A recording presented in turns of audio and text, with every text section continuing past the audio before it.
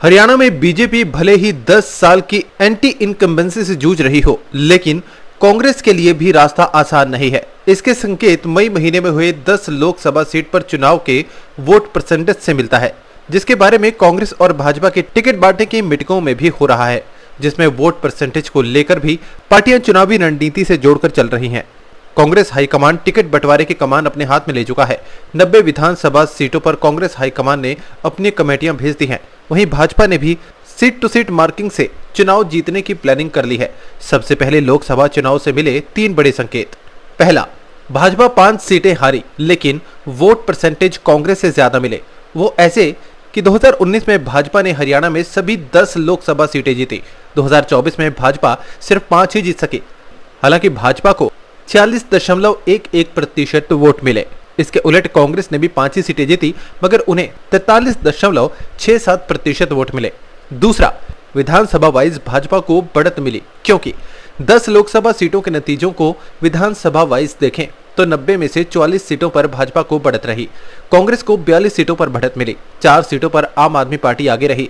लोकसभा में आप कांग्रेस साथ थे, विधानसभा में दोनों पार्टियां अलग अलग लड़ रही थी।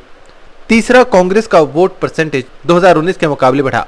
लोकसभा के नतीजों को अगर 2019 के हिसाब से देखें तो वोटरों का रुझान कांग्रेस की तरफ हुआ है। 2019 में कांग्रेस सभी 10 सीटें हारी और वोट परसेंटेज 28.51% रहा।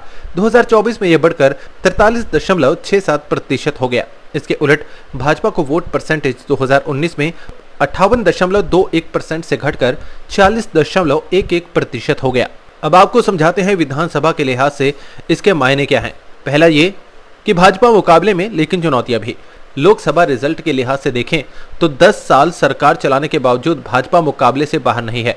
भाजपा का वोट परसेंटेज कांग्रेस से ज्यादा है। विधानसभा वाइज भी कांग्रेस से 2 सीटें ज्यादा जीती। हालांकि भाजपा को 10 साल की एंटी इनकम्बेंसी से जूझना पड़ेगा। दूसरा पॉइंट यह है कि रुझान कांग्रेस के पक्ष में है, लेकिन गुटबाजी चिंता है। लोकसभा रिजल्ट के लिहाज से वोटरों का रुझान कांग्रेस के पक्ष में नजर आता है। इसकी वजह यह है कि 2019 के मुकाबले 2024 में लोकसभा चुनाव में कांग्रेस को 15.16% वोट मिले थे। हालांकि गुटबाजी कांग्रेस के लिए परेशानी है। अपने आसपास से जुड़े ऐसे ही अपडेट्स पाने के लिए देखते रहे अंबाला ब्रेकिंग न्यूज।